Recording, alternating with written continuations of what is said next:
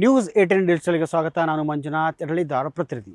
ದೇವರು ವರ ಕೊಟ್ಟರು ಪೂಜಾರಿ ವರ ಕೊಡಲ್ಲ ಎಂಬಂತೆ ಸರ್ಕಾರದ ಯೋಜನೆಗಳನ್ನು ಅಧಿಕಾರಿಗಳ ನಿರ್ಲಕ್ಷ್ಯದಿಂದ ಫಲಾನುಭವಿಗಳ ಕೈ ತಲುಪ್ತಾ ಇಲ್ಲ. ಇದಕ್ಕೆ ತಾಜಾ ಉದಾಹರಣೆ ಅಂತಂದರೆ ಧಾರವಾಡ ಜಿಲ್ಲೆಯ ನವಲಗುಂದ ತಾಲೂಕಿನ ಯಮನೂರು ಗ್ರಾಮ ಪಂಚಾಯಿತಿಯಲ್ಲಿ ನಡೆದಂಥ ಒಂದು ಯೋಜನೆಯ ಸಾಕ್ಷಿ.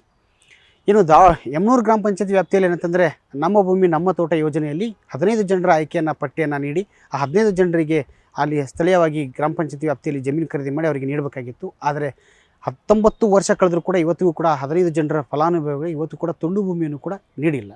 ಕಳೆದ ಏನಂತಾರೆ 2006ರಲ್ಲಿ ಯಮನೂರು ಗ್ರಾಮ ಪಂಚಾಯತಿ ವ್ಯಾಪ್ತಿಯಲ್ಲಿ 1 ಎಕರೆ ಜಮೀನನ್ನು ಖರೀದಿ ಮಾಡ್ತಾರೆ.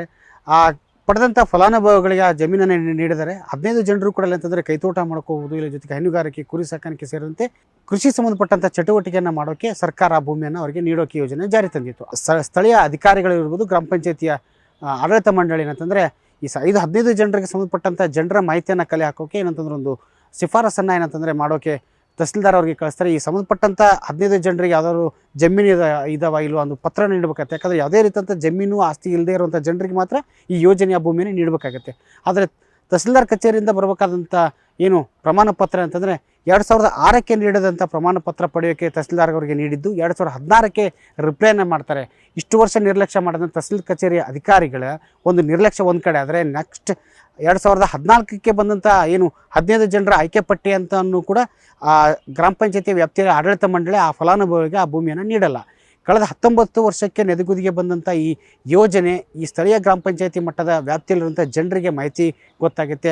ಆ ಜಮೀನನ್ನು ಹೋಗಿ ನೋಡಿದಾಗ ಅಲ್ಲಿ ಮುಳ್ಳು ಕಂಟೆಗಳು ಬೆಳೆದಿವೆ. ಇವತ್ತಿಗೂ ಕೂಡ ಅಲ್ಲಿ ಗ್ರಾಮ ಪಂಚಾಯತಿಯವರಿಗೆ ಮಾಹಿತಿ ಇಲ್ಲ, ಇಲ್ಲಿ ನಮ್ಮ ಜಮೀನಿದೆ, ಜೊತೆಗೆ ಈ ಯೋಜನೆಯ ಸಂಬಂಧಪಟ್ಟಂಥ ಫಲಾನುಭವಿಗಳಿಗೆ ಈ ಜಮೀನು ನೀಡಬೇಕೆಂಬುದು ಕೂಡ ಸ್ಥಳೀಯ ಅಧಿಕಾರಿಗಳಿಗೆ ಇರಲಿಲ್ಲ.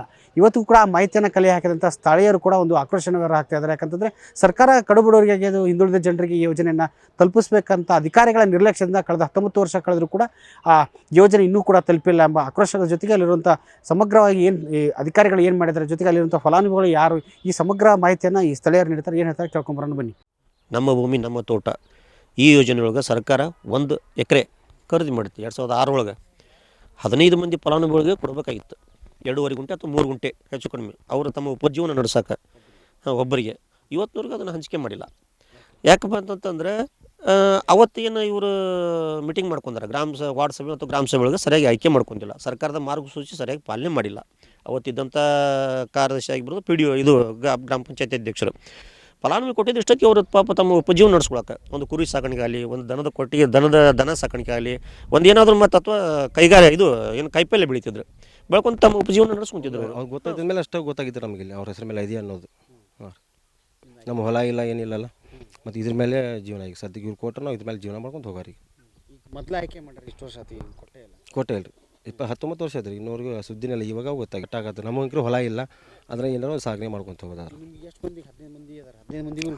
15 ಮಂದಿನೇ ಇರ್ಬೇಕು ರೀ. ಈಗಾಗಲೇ ಕೂಡ ಅಧಿಕಾರಿಗಳ ನಿರ್ಲಕ್ಷ್ಯದಿಂದ 19 ವರ್ಷ ನೆದಗುದಿಗೆ ಬಂದಂಥ ಯೋಜನೆ ಕುರಿತು ಸ್ಥಳೀಯರ ಆಕ್ರೋಶಕ್ಕೆ ಕಾರಣವಾಗಿದಂಥ ಯೋಜನೆ ಬಗ್ಗೆ ಏನು ನವಲಗುಂದ ತಹಸೀಲ್ದಾರ್ ಅವರು ಏನು ಹೇಳಿದ್ದಾರೆ ಕೇಳೋಣ. 1 ಎಕರೆ ರಾಜ್ಯಪಾಲರ ಹೆಸರಲ್ಲಿ ಖರೀದಿ ಆಗಿದೆ. ಪಂಚಾಯತಿಗೆ ಈಗಾಗಲೇ ಹ್ಯಾಂಡ್ ಓವರ್ ಆಗಿದೆ. ಫಲಾನುಭವಿಗಳ ಆಯ್ಕೆಯನ್ನು ಪ್ರಕ್ರಿಯೆಯನ್ನು ಮಾಡಿದ್ದಾರೆ. ಅದು ಬಟ್ ಅವ್ರಿಗೆ ಹಕ್ಕುಪತ್ರ ವಿತರಣೆದು ಈಗ ಅದನ್ನೇನೈತಿ ಈಗ ಆದಷ್ಟು ಲಗ್ನ ಪ್ರೊಸೆಸ್ ಮಾಡಿ ಕಂಪ್ಲೀಟ್ ಮಾಡ್ತೀವಿ. ಇಲ್ಲಿವರೆಗೂ ಆಗಿದ್ದಿಲ್ಲ ಅಂದರೆ ಈ ಇಷ್ಟೊಂದು ವಿಳಂಬ 19 ವರ್ಷ ಅದು ಪಂಚಾಯತಿಯಿಂದ ಮೋಸ್ಟ್ಲಿ ನಮ್ಗೆ ಅದು NOC ರಿಪೋರ್ಟದ್ದು ಏನು ಕೇಳ್ತಾ ಇರ್ಬೇಕು, ಅಥವಾ ಫಲಾನುಭವಿಗಳದ್ದು ಈ ಹಿಂದೆ ಏನು ಜಮೀನು ಹೊಂದ್ಯಾರ ಅನ್ನೋ ಬಗ್ಗೆ ಮಾಹಿತಿ ಕೇಳಬೇಕಾಗಿತ್ತು. ಅದ್ರ ಬಗ್ಗೆ ಪೆಂಡಿಂಗ್ ಇರ್ಬೋದು. ಅಲ್ಲಿ ಆದಷ್ಟು ಒಂದು ಸರಿಪಡಿಸ್ಕೊಂಡು ದಾಖಲೆಗಳನ್ನ ತೊಗೊಂಡು ನಾನು ಈಗಾಗಲೇ ಹಕ್ಕುಪತ್ರ ಹಂಚ್ತೇವೆ.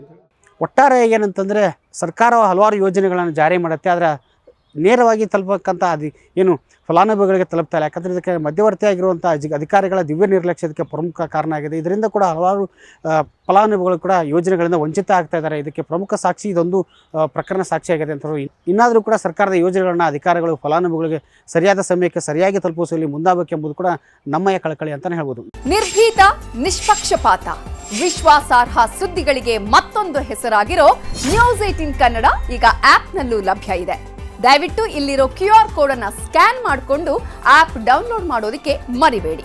ನಿಮ್ಮ ಬೆಂಬಲ ಹೀಗೆ ಸದಾ ನಮ್ಮೊಂದಿಗಿರಲಿ. ಧನ್ಯವಾದ.